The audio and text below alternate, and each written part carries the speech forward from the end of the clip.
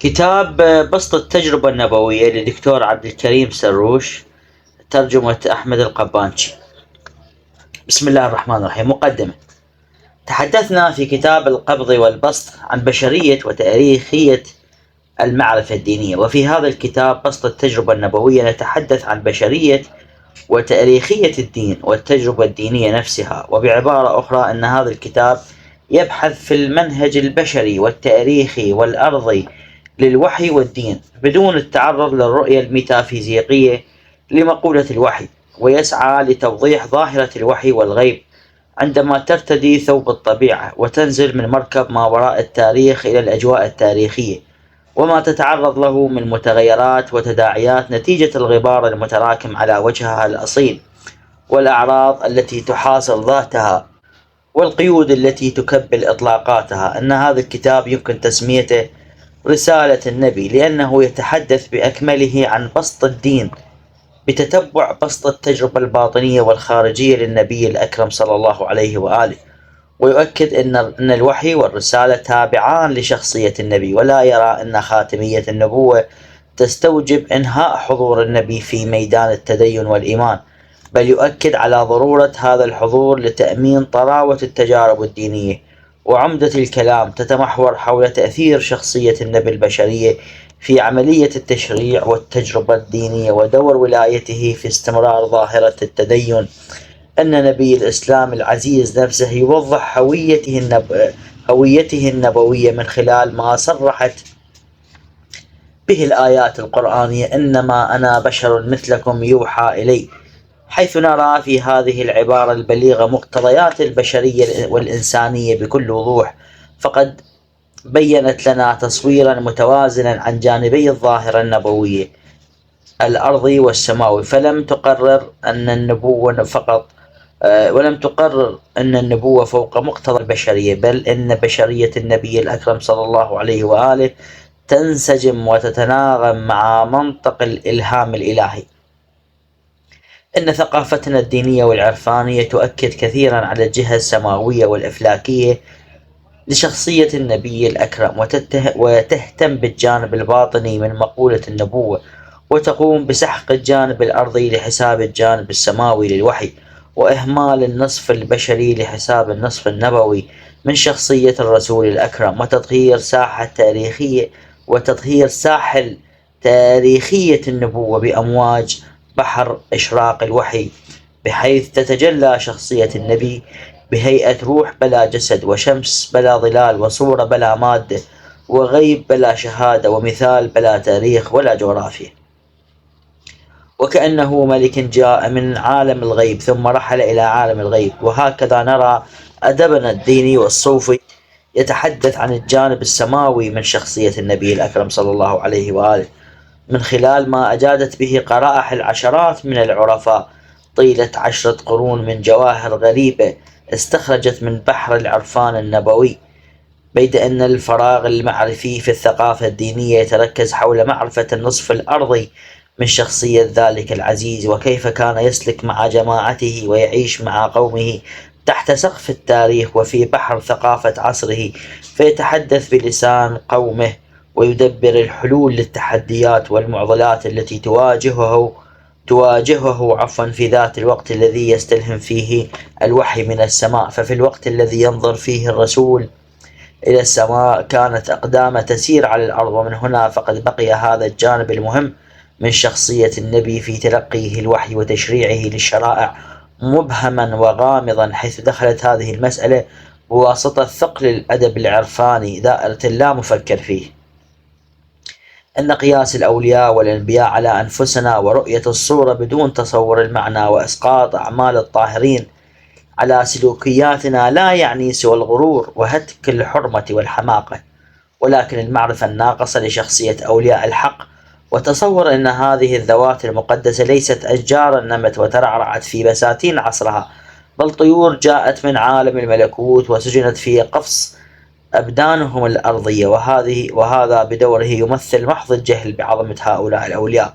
وقد فتح لنا علم الكلام الجديد أبوابا في علم المعارف الدينية من خلال إدخال عنصر البشرية والتاريخية في الدين وحياة أولياء الدين، وأدى ذلك إلى إيجاد نوع من التوازن في معرفتنا الدينية لم يكن موجودا في الأزمنة السابقة. وكتاب بسط التجربة النبوية بدوره يمثل مساهمة صغيرة في ميادين هذا الجهاد الكبير.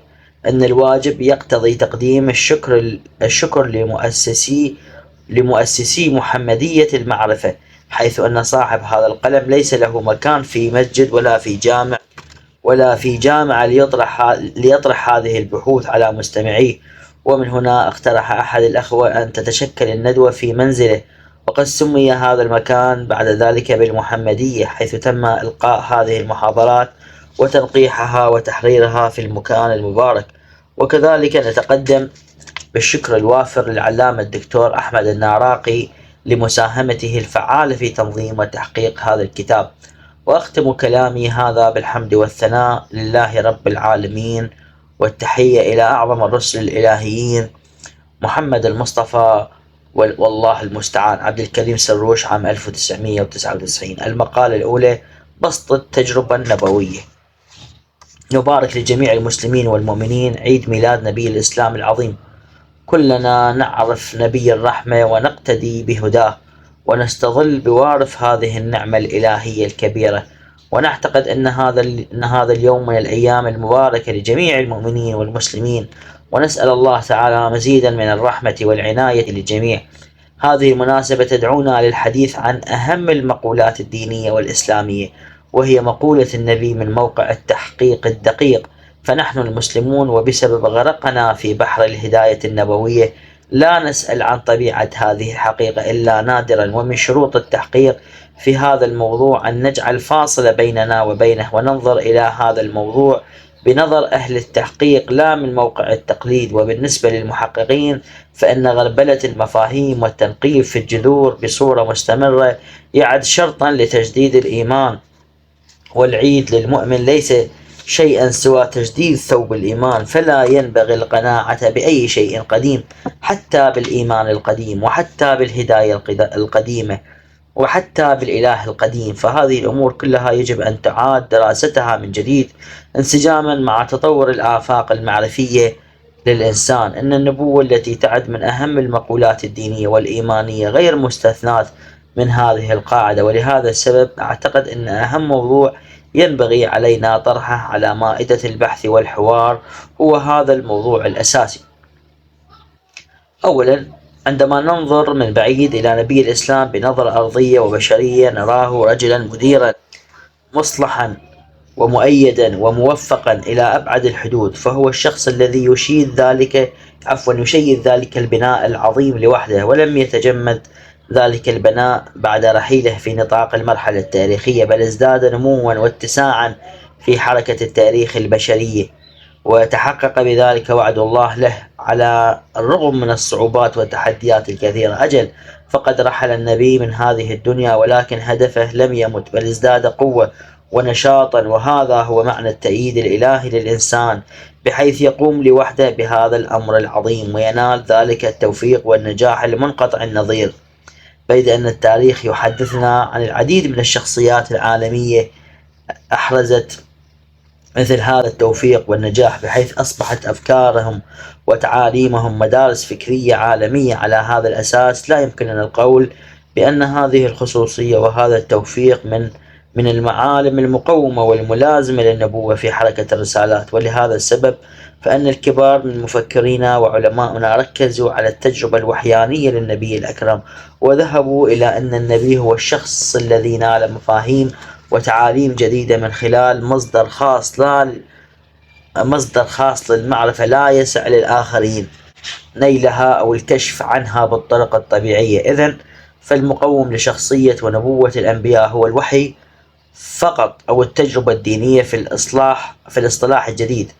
وفي هذه التجربة يرى النبي وكأن شخصا يحضر عنده ويحدثه في إذنه وقلبه بمضمون الرسالة السماوية، ويكلفه بإبلاغ التعاليم والأوامر الإلهية للناس. ويحصل للنبي علم يقيني بهذا الأمر، بحيث يشعر بالاطمئنان القلبي والشجاعة الفائقة التي تدفعه إلى استقبال جميع أشكال العناء والتعب والمرارة في هذا السبيل. بهدف امتثال الأمر وإداء الوظيفة الإلهية.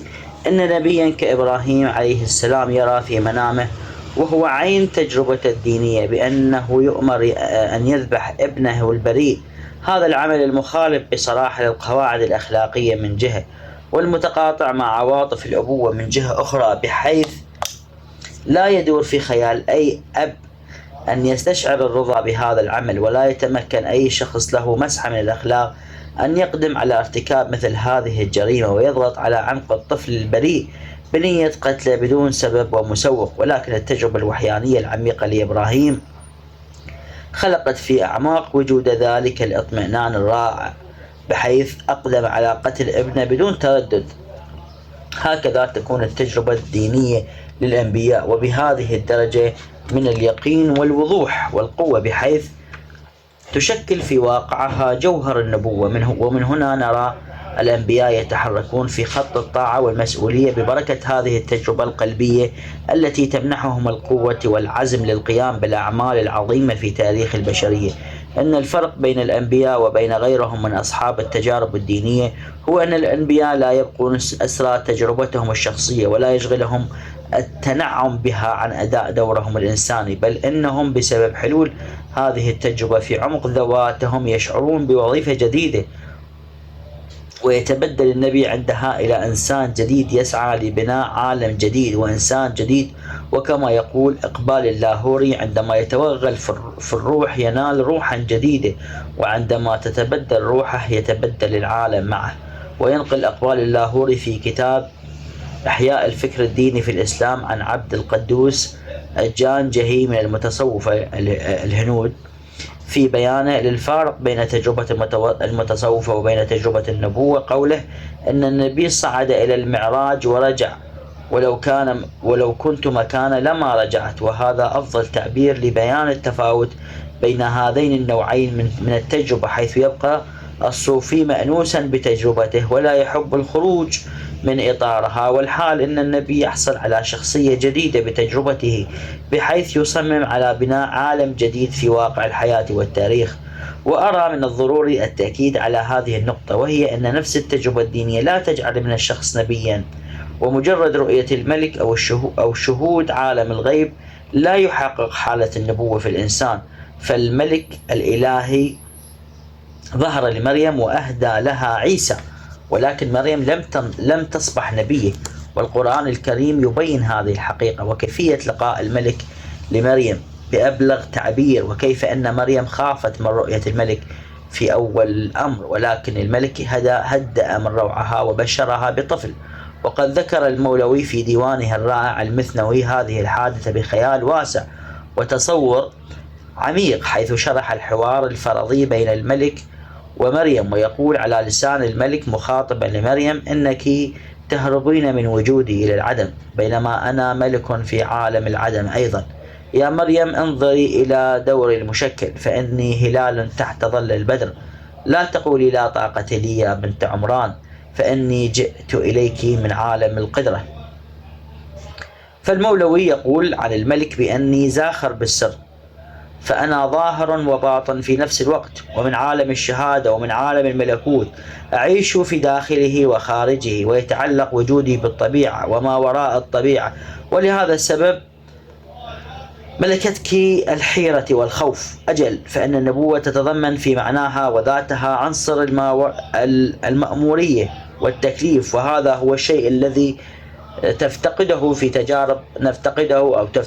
في تجارب العرفاء والمتصوفة.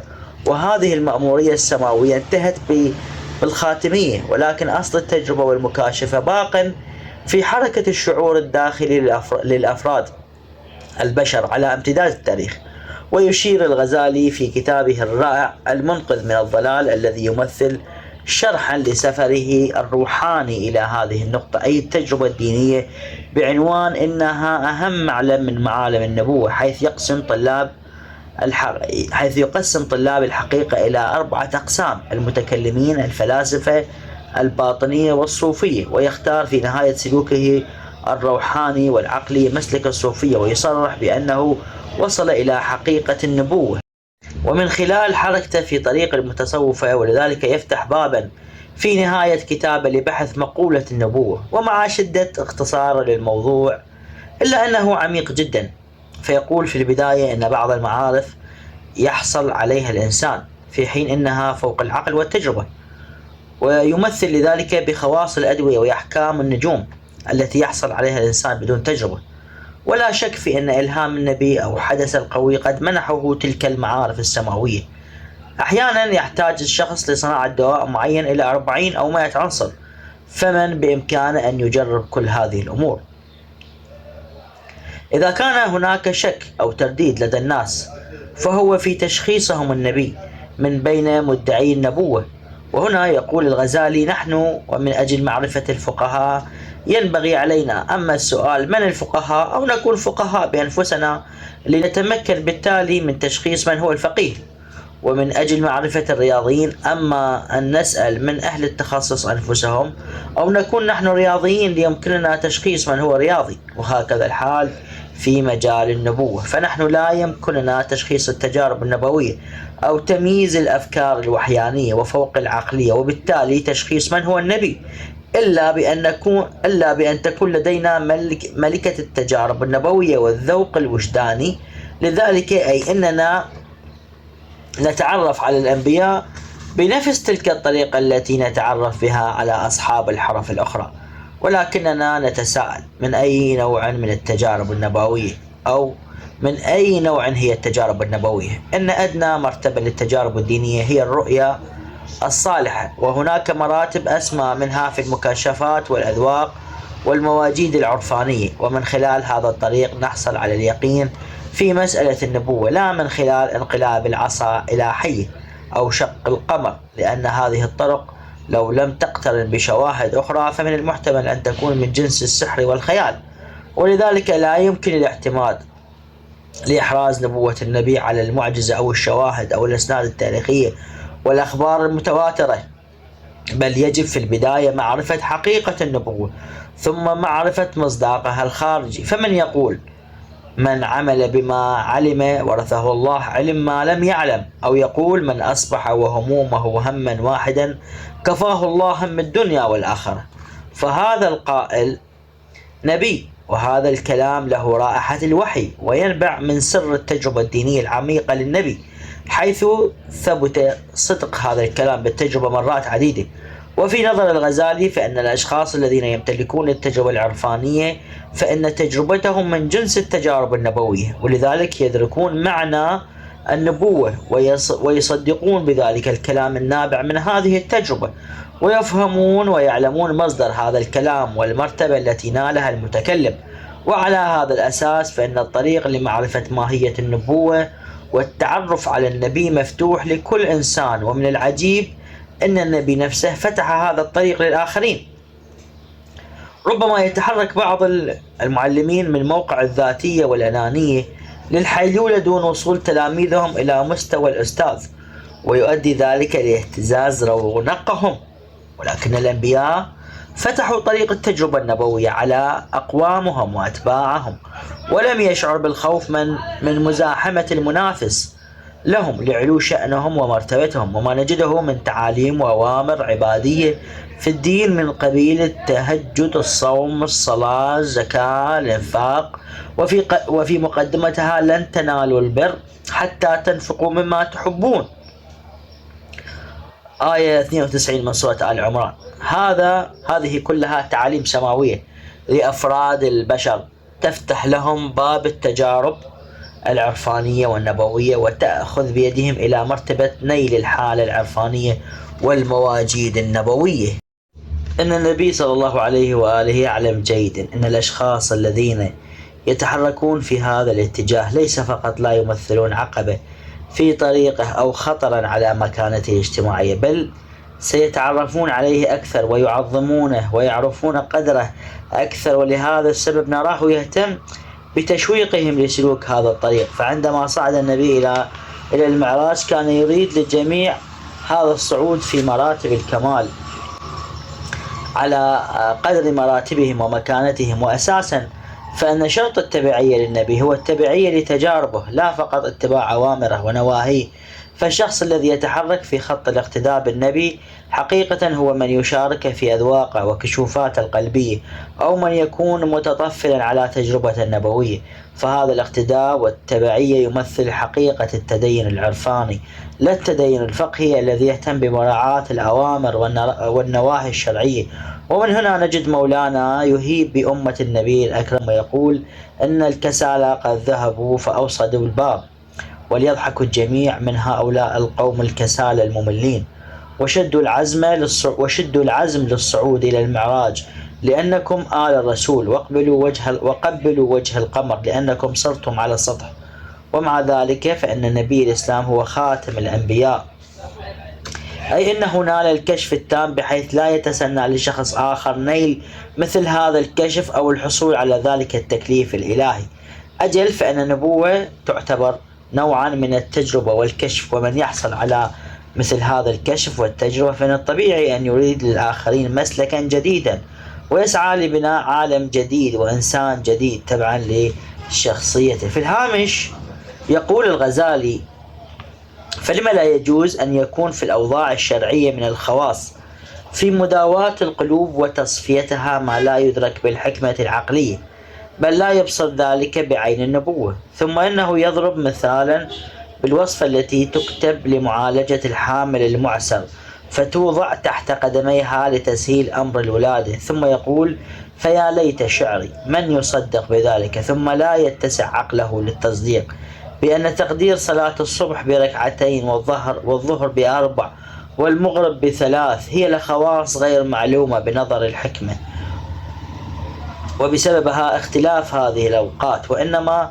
تدرك هذه الخواص بنور النبوة المنقذ من الضلال، من مجموعة الرسائل للغزالي صفحة 562. ويقول ابن خلدون في مقدمته: وقد وقع في كتاب الغاية وغيره من كتب أهل الرياضيات ذكر أسماء تذكر عند النوم فتكون عنها الرؤية فيما يتشوق إليه، ثم يذكر 6 كلمات وأسماء منها ويقول: قد وقع لي أنا بهذه الأسماء مرآة عجيبة، واطلعت بها على أمور كنت أتشوق عليها من أحوالي.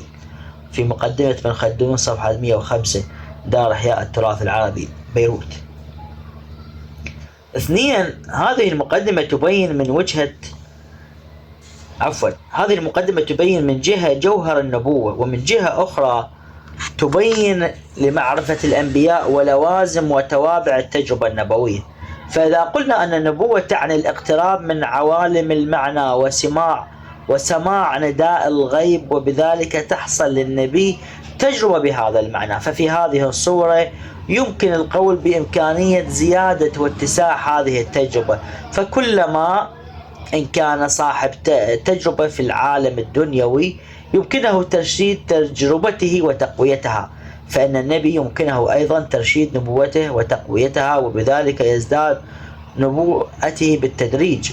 والشاعر يمكنه أن ينمي شعره ويكون أشعر من السابق، وهكذا الفنان والعارف والمدير، حيث يكون بإمكانهم تقوية قدراتهم وملكاتهم الفنية والعرفانية والإدارية.